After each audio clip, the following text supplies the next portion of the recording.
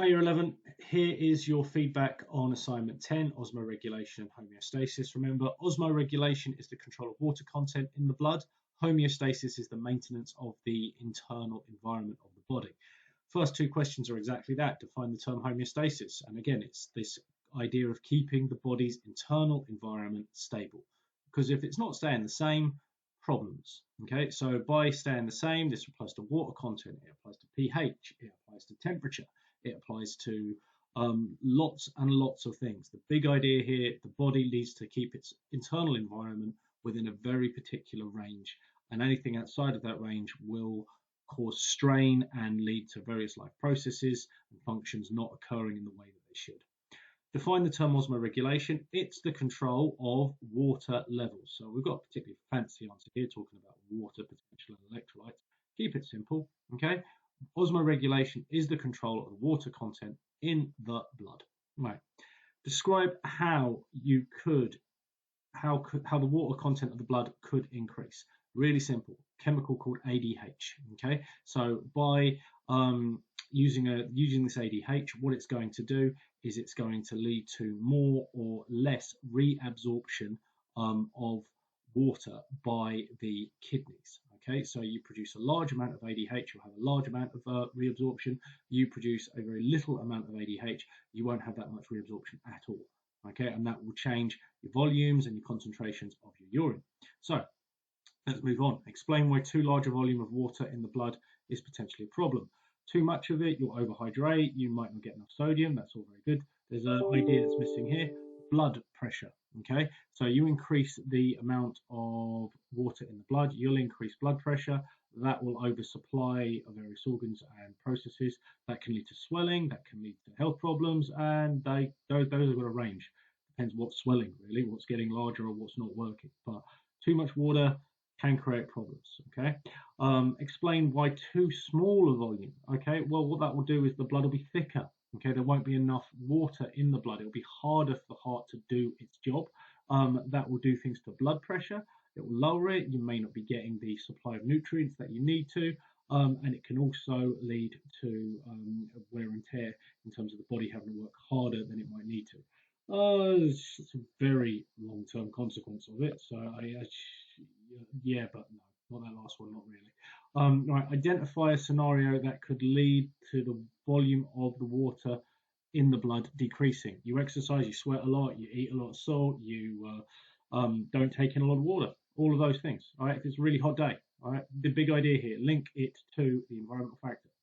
Describe what is the effect of high blood water volume on the kidney. So you've got lots of high blood water volume. You are going to need to make sure that you are not reabsorbing that much water. Okay, so we're incorrect here. Describe the effect of a high blood water volume. We don't want to absorb more water.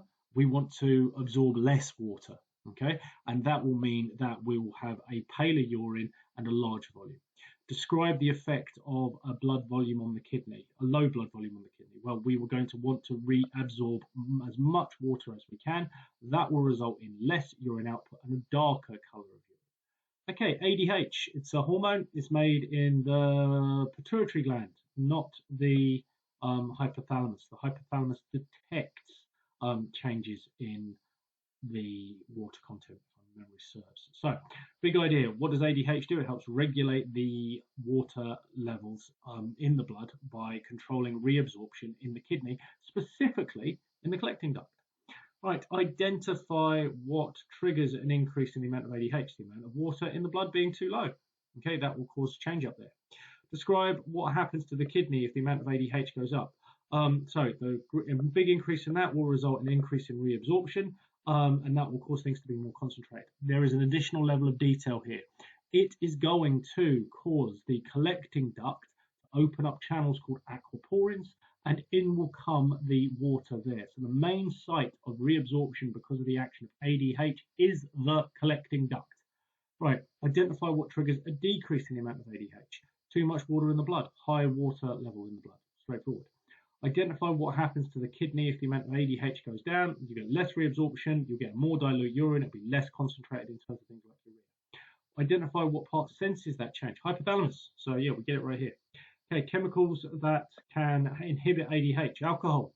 Okay, alcohol will inhibit ADH, make you think that you need to go to the toilet because you won't be doing as much reabsorption. All right, so extended response questions. During a hot day, you sweat a lot. What's going on then? Okay, so explain what's going to happen, why we're going to end up on a hot day with dark urine that's not going to be that large in volume. Big idea. You're going to end up with more reabsorption. Okay, why are you going to end up with more reabsorption? Because you've lost water because of the sweating. So the increase in reabsorption will result in more water going back into the blood. That will result in a lower water volume in the urine and result in a more concentrated urine, and it will look dark.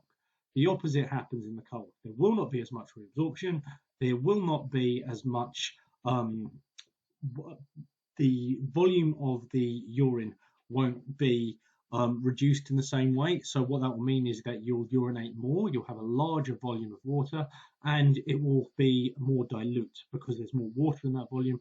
That urea will not be as constant. Right, second extended response. Why do you compare and contrast a normally hydrated person and a dehydrated person? So I would be focusing on the things they have in common and the things they have different. Things they have in common. They're going to be reabsorbing things like glucose, things like amino acids. That's mainly going to be happening in the proximal convoluted tubule, whether they're hydrated or dehydrated. The other things that you need to be keeping an eye on would be the differences, and the differences would be around the reabsorption. So in that dehydrated person, you're going to be reabsorbing more water. In the hydrated person, you're going to be not reabsorbing as much water. And then that's going to lead to differences in the urine output. So in the dehydrated person, urine output will be less and the urine will be more concentrated and darker. And in the hydrated person, there'll be a greater urine output and it will be a more dilute urine. And that's all linked to the amount of ADH. And that is assignment 10.